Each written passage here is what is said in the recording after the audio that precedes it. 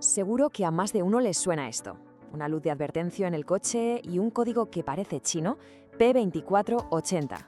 ¿Suena a problema gordo? Bueno, no nos adelantemos. Vamos a descifrar juntos qué es lo que el motor nos está intentando decir. Y sí, casi siempre la historia empieza así, con esa lucecita que nos pone los pelos de punta, la de Check Engine. Es la forma que tiene el coche de decir, mírame. Pero lo bueno es que no nos deja ciegas. El código P2480 es en realidad una pista muy específica sobre dónde está el problema. Vale, vamos a meternos en materia.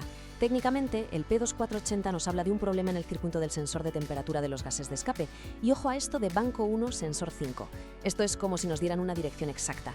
No es un hay un problema en la casa, no. Es un hay un problema en la ventana del salón. Súper específico. En resumen, la comunicación entre ese sensor y el cerebro del coche está fallando. Como decíamos, este código es un mensaje directo de la centralita, que es básicamente el cerebro del coche. Por cierto, es un error que se ve bastante en marcas como Chevrolet, Ford o GMC, pero puede aparecer en muchas otras. Y siempre nos apunta a lo mismo, un fallo de señal muy localizado. El quid de la cuestión es que la centralita está a la espera de un dato, y ese dato o no llega o llega mal. Imagina que esperas una llamada importante y la línea se corta, o solo oyes ruido. Pues eso es lo que le pasa. Detecta una señal defectuosa o, peor aún, un circuito abierto, que es como si el cable estuviera cortado. Y claro, sin esa información no puedes saber la temperatura en una parte súper crítica del escape.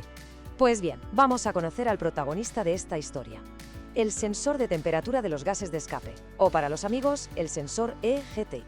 La mejor forma de verlo es como el termómetro del sistema de escape, ni más ni menos. Su única misión es medir la temperatura de los gases que salen del motor.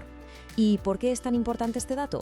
Pues porque es absolutamente crucial para que la centralita gestione bien todo el sistema de control de emisiones y de paso optimice el rendimiento general del motor.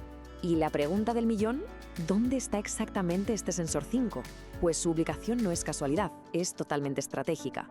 Está colocado justo antes del famoso filtro de partículas diésel, el DPF. ¿Para qué?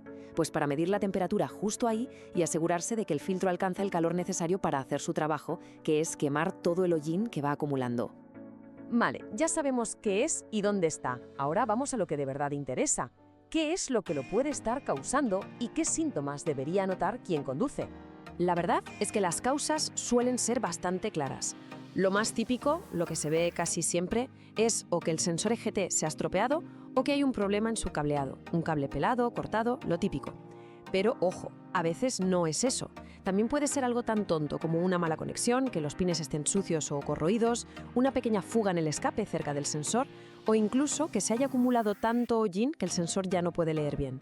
El primer síntoma, el que no falla, es la luz de Check Engine encendida. A veces, y esto es lo peligroso, es lo único que se nota.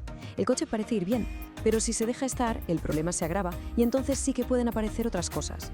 Una pérdida de potencia notable, que el coche entre en modo protección, un aumento del consumo de combustible y lo peor de todo, fallos en la regeneración del filtro de partículas. Y eso, amigos, ya son palabras mayores. Bien, ¿y cómo se arregla esto? Pues aquí viene el consejo de oro. No se trata de empezar a cambiar piezas a lo loco. La clave, como siempre en mecánica, es un buen diagnóstico. Hay que tomárselo como una pequeña investigación, paso a paso. Un buen mecánico siempre seguirá un proceso lógico. Lo primero de todo, mirar. Una inspección visual del sensor y sus cables para ver si hay algo roto o quemado a simple vista. Segundo paso, el conector. ¿Está limpio? ¿Los pines están bien? Si hasta aquí todo parece correcto, toca sacar el multímetro y comprobar la continuidad de los cables hasta la centralita. Y solo si los cables están perfectos, se pasa a comprobar la resistencia del propio sensor para ver si funciona como debe.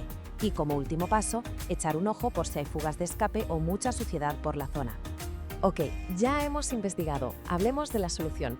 Porque un buen diagnóstico hace que la reparación sea sencilla, pero es súper fácil caer en errores que cuestan tiempo y, sobre todo, dinero.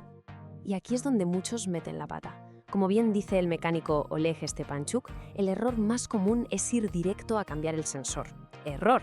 Sin haber comprobado antes a fondo el cableado y los conectores, es muy posible que se esté gastando dinero en una pieza nueva cuando el problema real era a lo mejor un simple cable pelado que se arregla en 5 minutos. Así que, como es lógico, las reparaciones recomendadas siguen el mismo orden del diagnóstico.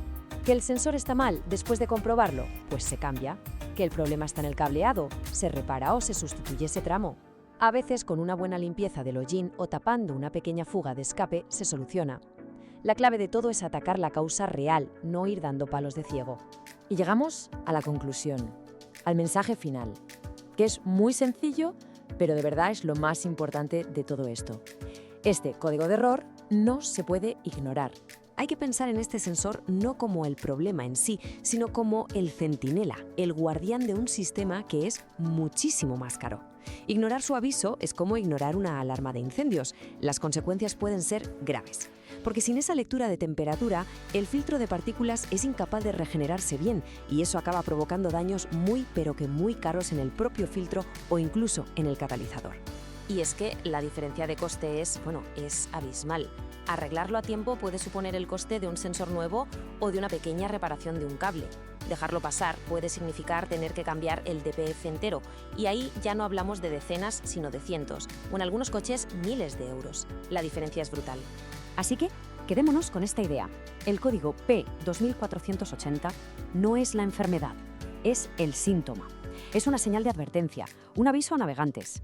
Un aviso que, si se atiende a tiempo y con un diagnóstico bien hecho, nos va a ahorrar averías mucho más gordas y, desde luego, mucho más caras en el futuro. Ahora, con todo esto sobre la mesa, la pregunta es clara. ¿Cuál es el siguiente paso para tener un motor en plena forma? Pues la respuesta es sencilla. Escuchar lo que nos dice, no ignorar las señales y actuar con cabeza y a tiempo.